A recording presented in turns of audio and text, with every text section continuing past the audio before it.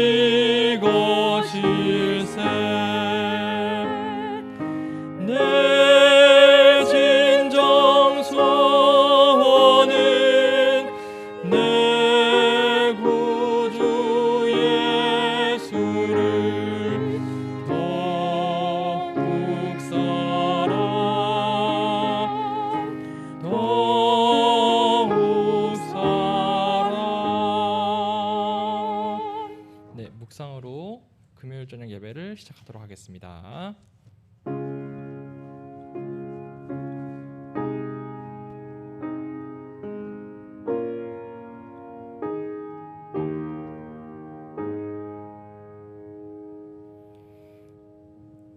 네, 찬미 56장 부르시겠습니다. 56장입니다.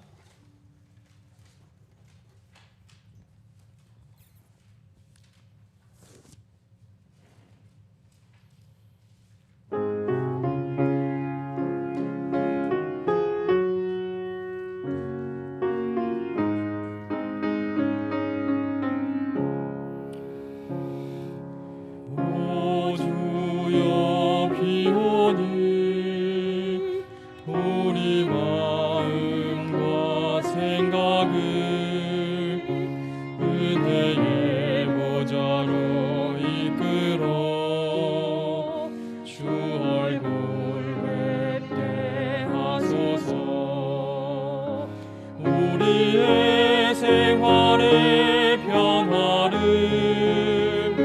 심령의 활력을 주소서.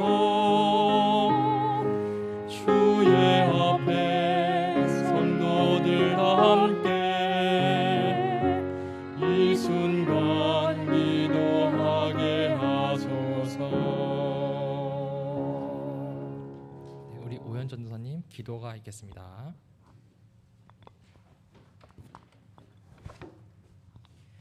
기도하시겠습니다. 사임하신 저희들의 아버지 하나님, 저희를 이렇게 안식일을 주셔서 감사합니다. 아버지, 저희가 이 코로나로 인해서 일주일간 정말 힘들고 또 심적으로 또 육적으로 많이 힘들었습니다. 그러나 아버지, 이렇게 아버지께 저희가 안식일날 모일 수 있으니 또 다시 한번 감사합니다. 저희가 항상 감사하는 마음을 갖고 불안한 마음보다는 이러한 시기에 더욱더 저희 마음을 말씀과 기도로서 단련하여 저희가 불안한 마음을 갖지 않을 수 있도록 주님 도와주시고, 또 교회에 오지 못한 저희 사랑하는 의정부 성도님들 항상 각자 위치에서 잘 지켜주시고, 또 그들의 믿음 잃지 않을 수 있도록 저희 또한 각자 기도할 수 있도록 주님 도와주세요. 저희 윤장로님을 통해서 이사야서 하나님의 또 사람을 만나겠습니다. 그 만나는 동안에 저희 마음 잡아주셔서 이사야를 통해서 하나님의 사랑, 그리고 예수 그리스도의 또 십자가의 그 사랑을 저희가 다시 한번 느낄 수 있는 이 금요일 밤이 될 수 있도록 도와주세요. 사임하신 예수님 이름으로 기도드립니다.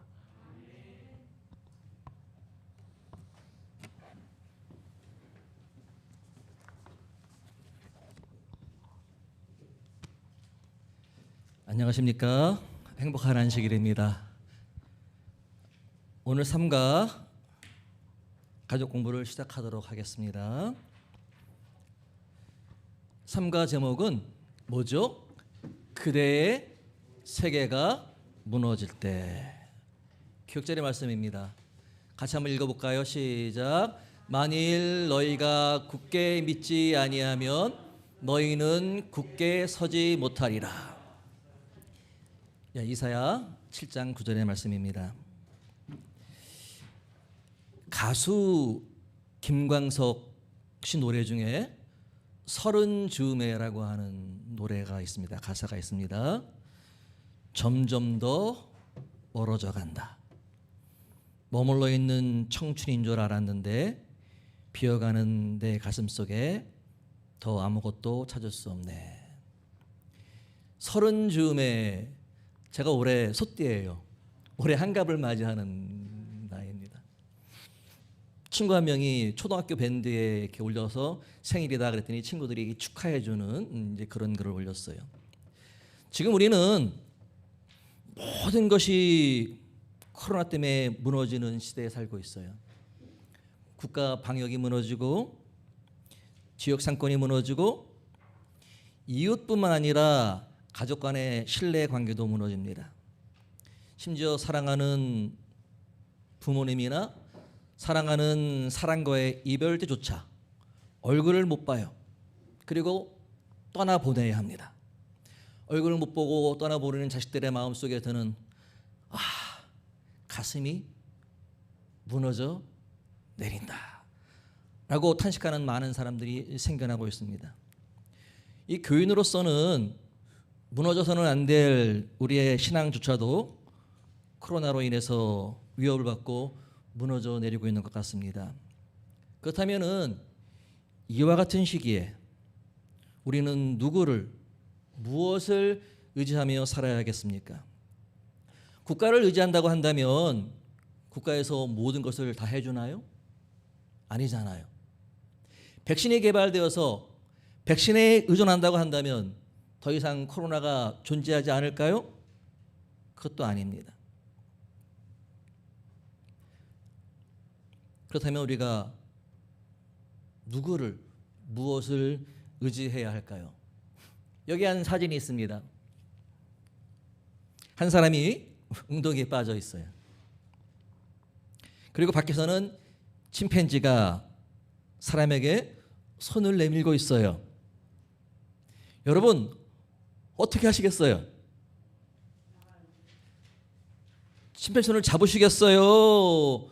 아니면 다른 사람이 올 때까지 기다리시겠어요? 우리 김 교수님께서 잡으신다고 하셨는데 근데 침팬지가 도와주러 왔는지 아니면은 해치려 왔는지 어떻게 하시겠어요? 그런데 우리는 침팬지의 도움을 받든가 아니면 침팬지부터 떨어져 가지고 다른 사람이 침팬지가 가고 다른 사람이 도우러 올 때까지 기다리든가 둘 중에 하나를 해야 할 것입니다. 그렇잖아요. 내가 힘이 세가 침팬지보다 이길 수 있다고 한다면 바로 잡으면 되겠지만 어린아이라고 한다면 어떻게 침팬지 손을 믿고 잡겠어요? 이처럼 우리 삶은 매 순간 누가 나의 친구인지 누가 나의 적인지 분간할 수 없는 선택의 순간에 놓이게 됩니다. 우리가 큰 틀에서 보면 우리의 선택은 선과 악에 대한 선택이잖아요. 그런데 아담과 하와가 죄를 지어가지고 사단의 세력 안에 이 세상이 놓이게 되었어요. 그래서 이 세상의 모습은 창조주 하나님과 피조물 사단 사이에 주객이 전도된 것 같아요. 주인이 사단이고 하나님이 그렇지 않은 것 같아요. 이 개가 있는데 언뜻 보면 개가 어린아이의 머리를 쓰다듬고 있어요. 누가 주인이에요? 개가 주인이 아니잖아요. 그런데 개가 주인 행세를 하고 있는 거잖아요. 미국이란 나라가 종교의 자유를 찾아가지고 청교도들이 그곳에 건너가서 나라를 세운 나라잖아요. 종교의 자유를 찾아서. 그런데 종교의 자유를 찾아서 만들어진 미국이라고 하는 나라의 오늘날의 실상의 모습을 보게 되면 폭력으로 정의를 이기려고 하는 국회 의사당 난입하는 사건과 그리고 강대국에 의해서 세계 정치가 이끌리고 힘이 없는 나라는 경제적으로 정치적으로 코로나를 위한 백신을 달라고 자국의 이익을 위해서 급신거리는, 어떻게 보면 현실상에서는 악의 선을 이기고 있는 것처럼 보이는 것이 지금의 현실입니다. 그런데 우리는 이와 같은 현실 속에서 온 우주를 창조하시고 인도하시고 세상의 역사를 주관하시는 분이 창조주 하나님이라는 사실을 발견해야 되는데, 우리가 가만히 휩쓸려가면 발견할 수가 없어요. 우리의 눈을 크게 뜨고 바라보아야만 우리는 그러한 사실을 발견할 수 있는 것입니다. 바로 이러한 위기의 순간이 창조주 하나님을 의지하고 제대로 바라볼 수 있는 소중한 시간이라는 사실을 우리가 알아야 됩니다. 우리가 비대면으로 온라인 예배를 드리다 보니까 처음에는 집에서 예배 드리기 위해서 정장을 갖춰 입고 단정하게 입고 있다가 조금 지나고 나니까 복장이 흐트러지기 시작합니다. 그러나 경건의 모습이 시들어가는 것처럼 보일지라도 그 가운데 하나님 계시고, 항해하다가 풍랑을 만나서 바다 한가운데 표류하는 것 같은 절망의 순간에도 하나님은 함께 계시고, 사막처럼 삭막하고 외롭고 지치고 쓰러질 때 그러한 순간 속에서도 하나님께서는 우리와 동행하시기 위해 준비하고 계시다는 사실입니다. 여기 보면 나와 동행하시는 하나님을 믿으라. 내가 너와 함께 있어. 내가 어디로 가든지 너를 지키며 너를 떠나지 아니하리라. 오늘 우리가 공부할 내용은 이사야 7장 1절부터 14절에 있는 말씀입니다. 66권의 성경책 중에서 39권까지는 심판에 관한, 정죄와 심판에 관한 얘기가 나옵니다. 그런데 이사야 7장 보면은 처음 앞부분에는 아하스에 대한 경고입니다. 아하스를 위해서 하나님께서 경고를 주시는 거예요. 그리고 14절에 보면은 누가 나오냐면 처녀의 아들 임마누엘에 관한 예언이 나오게 됩니다. 그래서 우리가 오늘 유다의 가장 악한 왕이 누구예요? 아하스예요. 므낫세 왕도 있지만 므낫세 왕은 악한 왕이었지만 나중에 회개를 했는데 이 아하스가 회개했다는 얘기는 성경에 없거든요. 이 가장 악한 아하스 왕에게 하나님께서는 임마누엘에 관한 기별을 주십니다. 하나님께서는 왜 가장 악한 아하스에게 임마누엘에 대한 기별을 주셨을까라고 하는 생각을 가지면서 오늘 성경 말씀을 같이 가족 공부를 했으면 좋겠습니다. 자, 일요일 소지입니다. 북쪽에서 몰려오는 위험. 우시아의 손자요 요담의 아들인 유다 왕 아하스 왕 때에 아람의 르신 왕과 르말리아의 아들 이스라엘의 베가 왕이 올라와서 예루살렘을 쳤으나 능히 이기지 못하니라.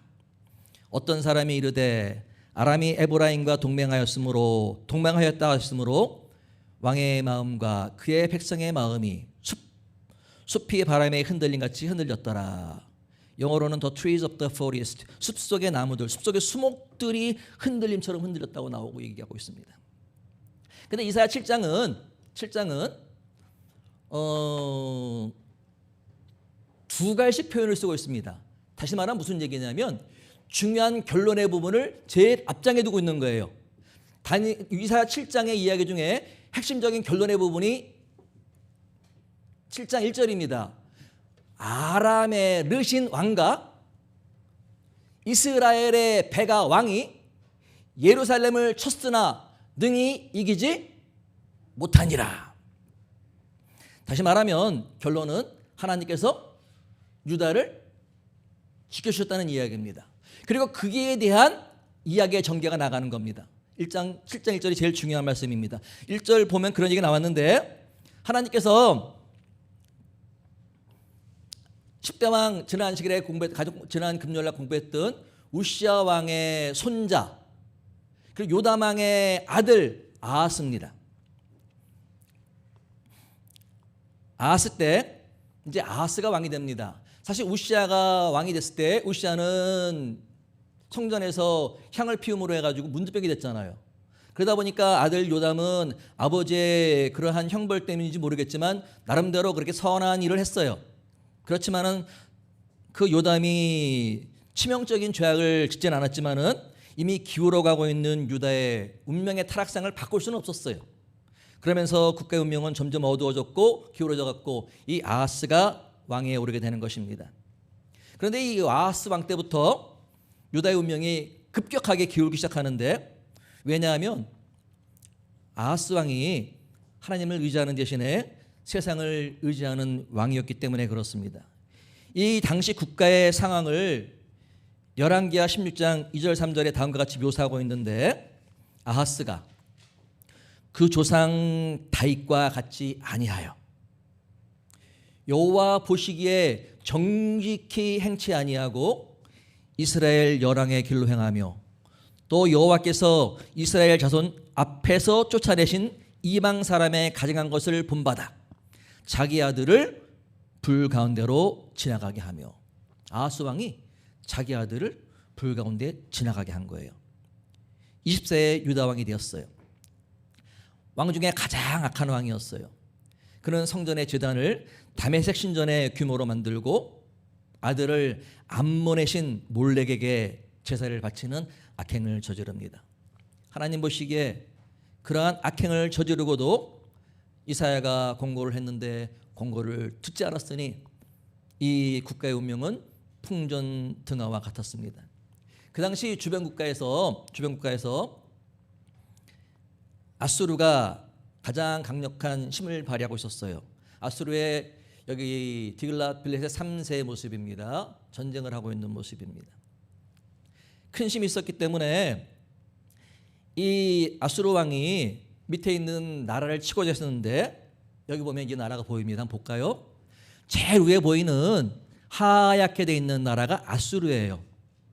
이 아수르의 왕이 나라를 치는데 바로 밑에 있는 아람이라고 하는 다메섹과 그다음 왼쪽 편에 있는 파란색인 이스라엘, 북방 이스라엘 사마리아를 치는 거예요. 이 두 나라를 치려고 합니다. 이렇게 나라를 치려고 하니까 위협을 느낀 두 나라가 서로 간에 적대 관계였었는데, 이스라엘과 아람은 적대 관계였었는데 서로 동맹을 맺습니다. 야, 저 아수르가 치고 내려오니까 너와 내가 뭐 하자? 동맹을 맺자. 이제 그러면서 또 누구에게 밑에 있는 유다가 보이잖아요. 초록색으로 보이는 유다에게 같이 동맹해 줄 것을 요구합니다. 그런데 아하스가 이 두 나라의 제안을 거절합니다. 그러자 이 두 나라는 유다를 정복해 가지고 그 나라의 왕으로서 꼭두각시 왕을 세우고자 합니다. 그리고 꼭두각시 왕을 세워가지고 유다의 자원과 인력을 사용하고자 침략을 한 것입니다. 만약에 이런 가운데 아하스 왕이 하나님을 신뢰하고 의뢰하고 죄를 버리고 하나님께 나아가서 도움을 구했다고 한다면 하나님께서 도와주셨겠지만은, 근데 목이 굳은 아하스 왕은 이사야를 통한 권면을 무시합니다. 그리고 아수르에게 도움을 구하는데 그는 내면의 두려움과 하나님에 대한 신뢰가 무너짐으로 누가 악원이고 누가 적군인지 제대로 구별할 수 없는 지경에 이르게 됩니다. 이 모형을 한번 볼까요? 이 사진이 바로 아하스 왕이 아수르의 빌렛 3세에게 손을 내미는 장면입니다. 영국 대형박물관에 있는 겁니다. 이 아하스는 성전 곳간에 있는 예물을 꺼내가지고 아수르에게 바칩니다. 그리고 도움을 구합니다. 진정으로 도움을 줄 수 있는 분은 하나님이신데 그분을 거절하고 하나님께 바쳐진 예물을 취해가지고 세상 왕 아수르에게 왕에게 준 것입니다.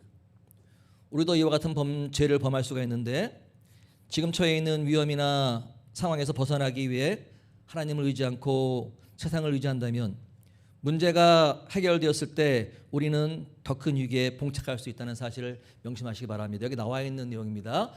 한번 읽어보겠습니다. 위기의 때에 도우시는 하나님, 우리는 그리스도께서 얻으셨던 것과 같은 도움을 얻을 수 있으며 모든 위기에서 능력을 얻을 수 있는데 이는 하나님이 우리의 전의가 되시고 또한 후위가 되시기 때문이다. 하나님은 모든 면에서 우리들을 막아주실 것이며 우리가 통치자들이나 세상의 권세자들 앞에 이끌려 나가게 될 때에 무엇을 말해야 할지에 대하여 우리가 미리 곰곰이 생각해 둘 필요가 없다. 가려 뽑은 기별 1권 416쪽에 있는 말씀입니다. 월요일 내용입니다. 저지하려 하심 3절부터 9절에 있는 말씀입니다. 3절의 말씀입니다. 그때 여호와께서 이사야에게 이르시되 너와 내 아들 수알야숲은 윗못 수도 그 세작 태탁자의 밭 큰 길에 나가서 아하스를 만나. 이 아람왕과 북방 이스라엘 왕이 아수르를 대적하기 위해 동맹을 맺고 남방 유다를 공격할 때 이미 유다는 밑에 보이면 저 위에 보이면 저 밑에 보이면 저기 밑에 보면요 유다 옆에가 블레셋이에요. 그리고 유다 밑에가 에돔이에요. 이 두 나라에 의해서 이미 공격을 받았어요. 상처를 받을 대로 받은 상황 속에 있었어요.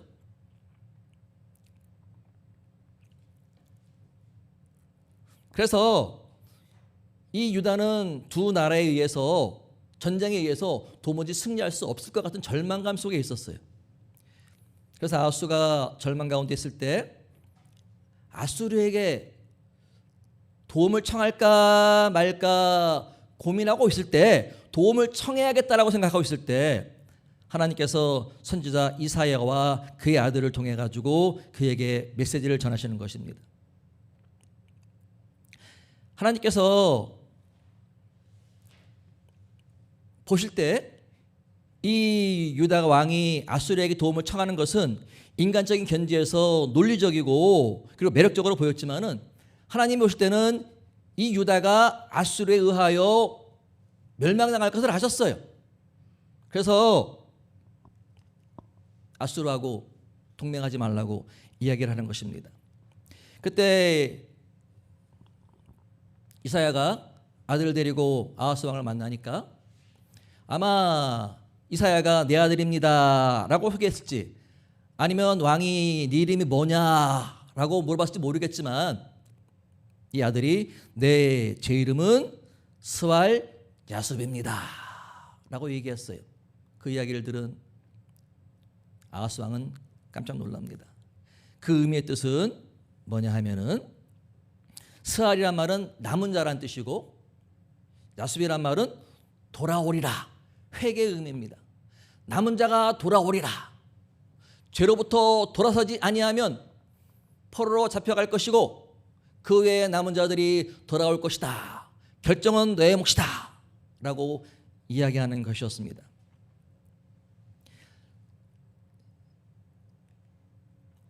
이사야 7장 4절 8절의 말씀입니다. 그에게 이르시되 너는 삼가며 종용하라. Be careful. 진정하고 킥함 차분히 있고 Don't be afraid.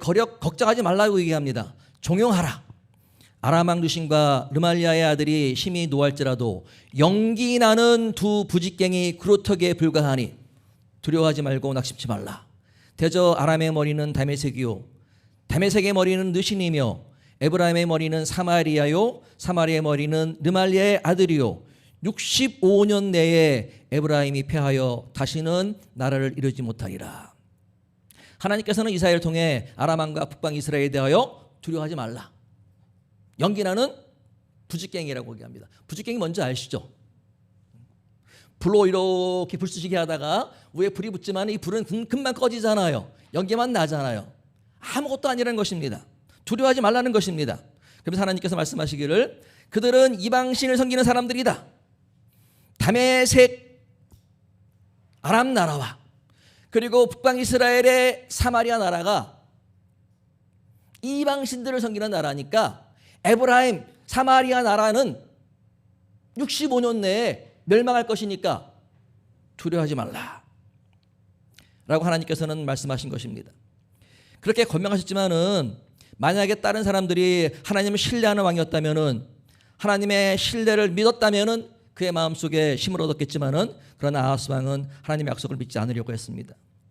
이사야를 보내서 걱정하지 말아라, 도와주겠다고 얘기했지만은 아하스 왕은 그런 하나님의 음성을 듣지 못한 것입니다.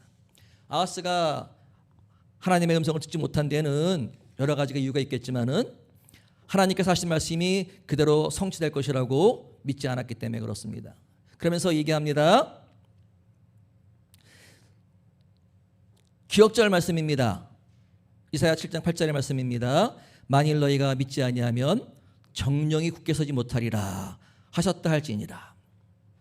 하나님께서는 우리에게 그분의 뜻이 무엇인지, 우리가 어떻게 살아가는 것이 가장 행복한 것인지 성경을 통해 말씀해 주고 계십니다. 그럼에도 우리가 하나님의 뜻을 거절한다면 우리는 정령이 굳게 서지 못할 것입니다. 그분은 우리에게 주시는 모든 명령과 그분의 모든 명령과 율법을 우리는 순종하는 모습으로 따라가야겠습니다. 여기 무력해 보이나 참으로 강한 영혼이라고 하는 말씀입니다. 낙담은 가장 영웅적인 믿음도 흔들 수 있고 가장 확고한 의지도 약하게 할 수 있다. 그러나 하나님은 그 모든 것을 이해하시고 여전히 동정하시고 사랑하신다. 하나님은 동기와 마음의 의도를 환희하신다.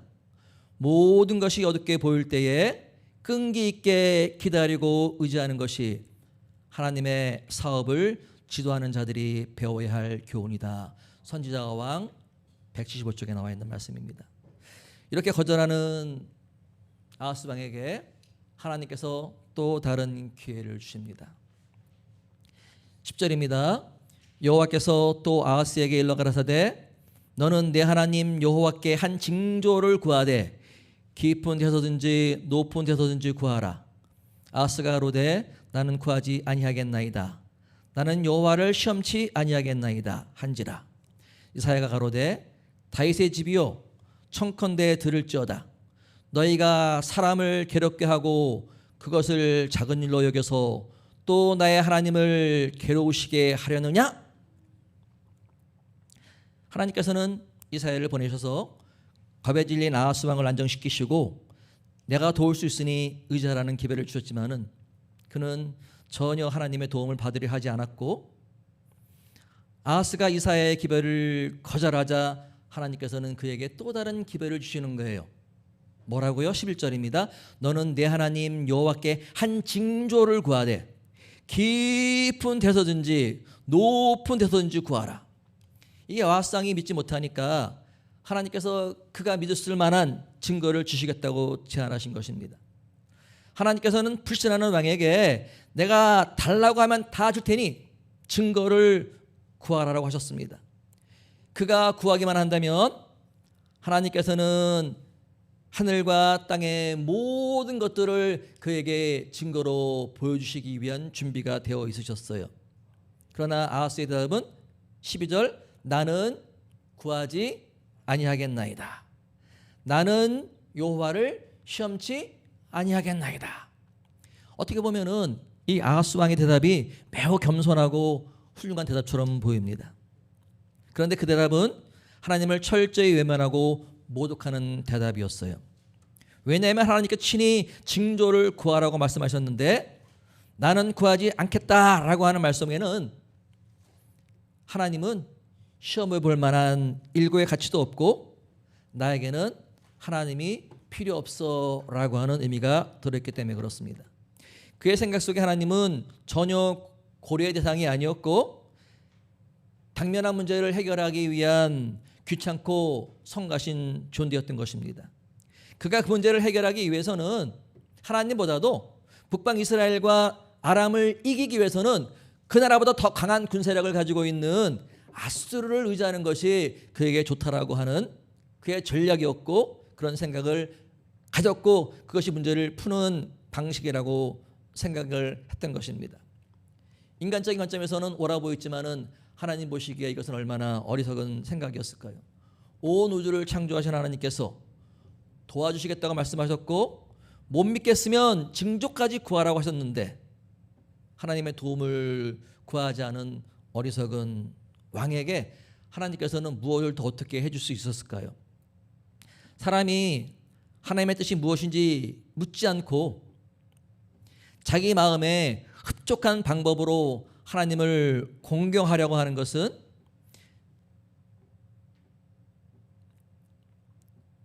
보기에는 하나님을 공경하는 것처럼 보일지 모르겠지만은 하나님을 공경하는 것이 아니라 실은 자기를 공경하는 것이고 하나님 앞에 자기를 과시하는 것입니다. 우리에게 필요한 것은 하나님께 나오라고 초청하시면 나아가고 도움 주시겠다고 하시면 도움을 받기 위해 하나님께 나아가는 믿음이 우리에게 필요한 것 같습니다. 여기 보면 이렇게 나와 있습니다. 무엇보다 필요한 믿음. 우리들은 더욱 큰 믿음을 가질 필요가 있다. 우리 백성들 사이에 믿음이 결핍된 것을 보게 될 때에 나는 놀라움을 금치 못한다. 주께서 하신 모든 말씀은 꼭 그대로 이루어지는 것이므로 그분의 약속을 잠잠히 의뢰하라. 가랴법은 기별 1권 83절의 말씀이고요. 여기 나와 있는 교훈은 우리가 하나님께 무엇인가를 구하는 것은 결코 그분께 괴로움이 되지 않는다.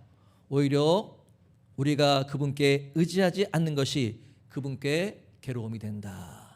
이런 말씀이 나와 있습니다. 수요일 소지를 보도록 하겠습니다. 아들의 징조입니다. 이사야 7장 14절의 말씀입니다. 그러므로 주께서 친히 징조로 너희에게 주실 것이라. 보라 처녀가 잉태하여 아들을 낳을 것이요 그 이름을 임마누엘이라 하리라. 이사야 7장 14절의 말씀입니다. 수올이라고 하는 것은 시브리 사람들이 말하는 무덤이고 이와 비슷한 말이 음부인데 밑바닥에 끝이 없이 알 수 없는 심연입니다. 아주 깊은 곳보다 그리고 높은 하늘보다 높은 징조를 구하라 라고 하는 제안을 아하스가 거절하자 하나님께서 한 징조를 주시겠다고 했는데 그 징조가 아들을 주시겠다고 하신 것입니다. 만약 여러분들께서 자녀들이 있는데 이 자녀들이 생일을 맞았어요. 생일날 맞았을 때 여러분들이 얘야 오늘 네 생일이니까 아빠가 너에게 생일 선물을 주고 싶은데 네가 가지고 싶은 게 뭐니? 네가 가지고 싶은 거 사줄게 라고 했다고 한다면 여러분의 자녀들이 아빠 갖고 싶은 건 변신 로봇을 갖고 싶은데 근데 너무 비싸기 때문에 아빠 제가 읽을 만한 책을 한 권 사주세요 라고 얘기한다면 얼마나 예뻐 보이시겠어요. 그러나 아마 데려가셔가지고 로봇도 사주고 책도 사주는 부모님이 아마 계실 것입니다. 근데 반대로 에이 아빠 돈도 없으면서 제가 필요한 거 사주지 못할 텐데 말하면 뭐해요? 라고 빈정거리면서 이야기를 한다면 아마 여러분이 돈을 갖고 있지만은 요놈 봐라 괘씸하네 라고 말하면서 혹시 모르겠어요. 안 사주실 분도 있을지 모르겠어요. 이 아하스 왕의 태도가 바로 이러한 태도였어요. 징조를 구하면 구하겠다 보여주겠다고 했지만은 이 아하스 왕은 필요 없다고 얘기한 것입니다. 이 말을 들은 이사야는 참으로 민망했어요.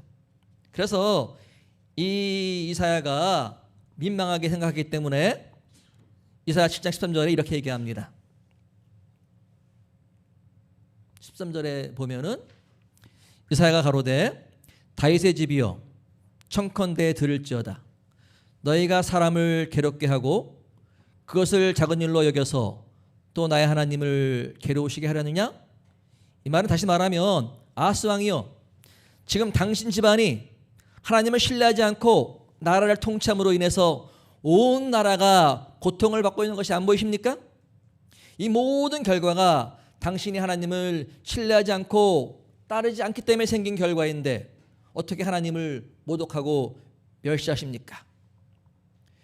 이 상황을 지켜보고 있던 하나님께서는 아하스 왕을 바로 칠 수도 있으셨지만은 그러나 하나님께서는 오히려 그에게 놀라운 약속을 주십니다. 그것이 바로 보라 처녀가 잉태하여 아들을 낳을 것이요 그 이름을 임마누엘이라 하리라 하셨으니 이를 번역한즉 하나님이 우리와 함께 계시다 함이라. 바로 훗날 예수님께서 한 처녀를 통해 탄생하실 것이며 그 이름이 임마누엘이라고 불릴 것을 예언하신 것입니다. 유다에 하나님의 말씀을 순종한 선한 왕들도 있었지만 하나님께서는 위기의 순간에도 하나님을 찾기는커녕 도움 주시겠다고 하는 하나님의 제안도 매몰차게 뿌리친 이 악한 왕 아하스에게 왜 무엇 때문에 이렇게 놀라운 약속을 주셨을까요? 그것은 바로 하나님께서 배도한 국가와 백성들에게 비록 배도한 너희들이지만 그래도 나는 너를 떠나지 않고 너와 함께 하기를 원하신다 라고 말씀을 하고 계시는 것입니다. 여기 보면은 원수에게 도움을 구하는 하나님의 백성들, 그분은 진실한 마음으로 당신을 찾는 모든 사람들을 죽기 도와주시는 분이 되셨다. 그들의 모든 환난에 동참하사 자기 앞에 사자로 하여금 그들을 구원하시며 그의 사랑과 그의 자비로 그들을 구원하셨다. 그러나 이스라엘 백성은 하나님을 등지고 가장 악한 주님의 원수에게로 도움을 구하러 갔다. 증언보감 2권 54절에 있는 말씀입니다. 임마누엘의 하나님은 우리가 죄가 없고 안전하기 때문에 우리와 함께 하시는 분이 아니시고 우리가 죄를 짓고 그분에게서 멀리 떨어져 있을 때 우리를 찾아와 돌아오시라고 간절히 호소하는 분이십니다. 하나님께서 보내신 예수님은 우리가 죄 가운데 속절없이 놓여 있기 때문에 우리를 버릴 수 없으셔서 찾아오셔서 우리의 모든 죄를 짊어지시고 십자가에 달려 돌아가신 것입니다. 바로 그분이 우리와 함께 영원히 거하기를 원하시는 임마누엘 하나님이신 것입니다. 이것이 바로 하나님께서 끝까지 믿기로 거절한 유다 왕에게 주신 하나님의 징표이자 그분의 약속이었던 것입니다. 이 마지막으로 목요일 보도록 하겠습니다. 우리와 함께 하시는 하나님. 하나님께서 에덴 동산에서 사람을 창조하실 때 하나님의 형상대로 창조하시고 하나님의 자녀로 교감을 나누면서 살도록 계획을 하셨어요. 즉 다시 말하면 사람들은 창조주 하나님을 경외하고 만들어진 모든 것들과 더불어 사랑의 교감을 나누도록 창조되었다는 이야기입니다. 만약 인간이 범죄하지 않았다면 하나님께서는 영원토록 우리와 함께 하셔서 영원히 사셨을 것입니다. 그러나 죄가 들어와서 사람이 사망의 존재가 되어서 더 이상 순결하신 하나님과 함께 할 수 없는 존재가 된 것입니다. 시브리 12장 29절에 보면은 우리 하나님은 소멸하는 불의 힘이니라. 하나님은 죄를 만날 때 소멸하는 불이 되시기 때문에 우리가 속죄하고 정결한 존재가 되지 않는 한 우리는 하나님과 함께 거할 수가 없는 것입니다. 그래서 하나님께서 사람들이 하나님을 잊어버려서 세상에 죄악이 관영했던 노아 시대에도 함께 하셨고 배도한 왕들이 통치하던 왕권 시대 아하스 시대에도 함께 하셨고 그리고 하나님의 이름이 손가락질 받고 있는 오늘날의 시대에도 똑같이 영원토록 우리와 함께 하시겠다라고 임마누엘 약속을 해주고 계시는 것입니다. 하나님이 임마누엘 하나님 우리와 함께 계시다라고 하는 이 말씀은 약속은 시련과 고통 중에 가장 강력한 보증과 위안이 되는 것입니다. 하나님께서 우리에게 너희가 시련과 고통이 없을 것이다 라고 이야기하시진 않으셨지만 그러나 아무리 어려운 고통 중에 있을지라도 내가 너와 함께 하겠다라고 하는 약속을 해 주셨습니다. 시편 기자는 이렇게 얘기하죠. 내가 사망의 음침한 골짜기로 다닐지라도 해를 두려워하지 않을 것은 주께서 나와 함께 하심이라. 주의 지팡이와 막대기가 나를 안위하시나이다 라고 이야기를 했고 이사야 선지자는 이사야 43장 2절에 내가 물 가운데로 지날 때에 내가 너와 함께 할 것이라. 강을 건널 때에 물이 너를 침몰하지 못할 것이며 내가 불 가운데로 지날 때에 타지도 아니할 것이요 불꽃이 너를 사르지도 못하리니 라고 말씀하셨습니다. 다니엘의 세 친구가 불 속에 던졌을 때 함께 하신 하나님, 야곱이 날이 밝도록 씨름하던 고뇌의 순간 속에도 함께 하신 하나님, 그리고 스데반이 돌에 맞아 죽을 때 지극히 크신 이의 우편에 앉아 계시다가 도저히 볼 수 없어서 일어나셔서 스데반과 함께 하셨던 하나님이 오늘날도 우리와 함께 하실 것입니다. 이 때가 차 동정녀 마리아를 통해서 탄생하셨고 죄인들을 위해서 십자가에 못 박혀 죽으신 예수님께서는 부활 때 하늘로 승천하시면서 내가 세상 끝날까지 너희와 함께 하겠다, 임마누엘이라고 말씀하셨습니다. 그래서 예수님을 믿으면 예수님의 피로 우리의 사망을 처리하시고 하나님의 생명으로 부활하게 하셔서 우리와 함께 거하시는 것입니다. 이것이 바로 예수님의 구속 사업인 것입니다. 예수님께서 세상을 이기셨기에 예수님 안에 있는 우리들도 세상을 이기는 자가 되는 것입니다. 요한복음 16장 33절에 내가 세상을 이기었노라 하시니라 이렇게 이야기하고 있습니다. 예수님께서는 마음속에 성령을 통해서 예수님을 모신 모든 사람들을 영원히 함께 거하시도록 하기 위해 조만간 우리를 데리러 이 땅에 내려올 것입니다. 재림하실 것입니다. 그리고 하늘로 데려가서 영원토록 우리와 함께 사실 것입니다. 이것이 바로 임마누엘의 약속입니다. 우리와 함께 하시는, 한번 보겠습니다. 우리와 함께 하시는 하나님, 영원한 시대로부터 주 예수 그리스도는 아버지와 일체이셨다. 그분은 하나님의 형상이요 하나님의 위대하심과 위엄하심의 모습이며 그의 영광의 광채이었다. 그가 이 세상에 오신 것은 이 영광을 나타내시기 위함이었다. 그는 죄로 어두워진 이 세상에 하나님의 사랑의 빛을 드러내시려고 곧 우리와 함께 계시는 하나님이 되시려고 오셨다. 시대의 소망 19쪽에 있는 말씀입니다. 이 임마누엘 하나님은 오늘도 여전히 우리와 함께 계시고 우리와 함께 거하시기를 원하지만은 그러나 강제로 우리 마음속에 들어오시지는 않으십니다. 오늘 이 안식일 우리 모두 우리의 마음을 활짝 열고 예수님을 맞이하는 축복의 안식일이 되시기를 바라면서 교과 공부를 마치도록 하겠습니다. 기도하고 마치도록 하겠습니다. 다 같이 기도하시겠습니다. 하나님 계신 하나님 아버지, 창조의 날을 기억하는 거룩한 안식일을 주시고 하나님께서 예수님을 이 땅에 보내주시는 이유에 대하여 깨닫도록 하여 주시니 감사합니다. 하나님, 저희들 참으로 나약하고 미천한 존재들입니다. 하나님 보시기에 너무나 악한 존재들이지만 하나님께서 우리를 사랑하셨기 때문에 예수님을 이 땅에 보내주시고 예수님의 피로 저희들을 구원해 주시니 감사드립니다.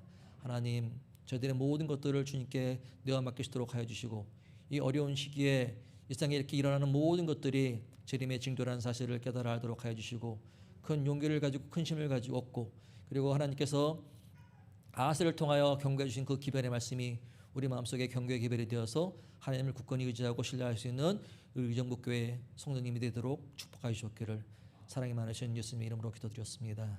아멘. 아멘. 가정을 마치도록 하겠습니다.